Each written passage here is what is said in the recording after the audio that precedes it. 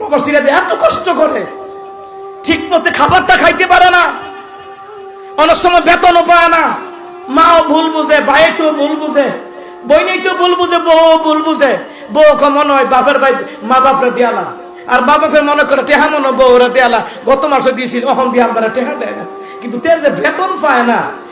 আমি নিজে দেখছি প্রবাসীদের দৃশ্যগুলো, আমি কেমনে বুঝাবো আপনাদেরকে?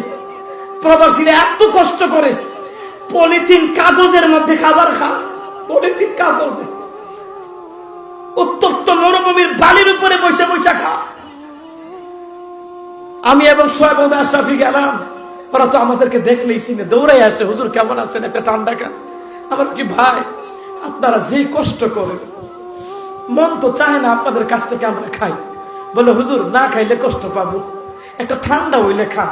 তা আমি কি ভাই ঠান্ডার দরকার নাই, আমার ওই 1/2 লিটার পানি দেন, 1 রিয়াল দিয়া কিনে, ভাই আমি পানি খাই, তবু ওইটা খাই না। হুজুর পানি খাইবেন, এটা খাইলে তো আমি খুশি হইতাম না, অন্য কিছু খান। আমি কি না ভাই, আপনারা যে কষ্ট করেন, যদি আপনাদের দেশের মা বোনেরা দেখতো, আমার দেশের মা বোনেরা দেখতো, তাহলে চিন্তা করতো, বলতো দেশ হয় রিক্সা চালাও, এত কষ্টের দরকার নাই।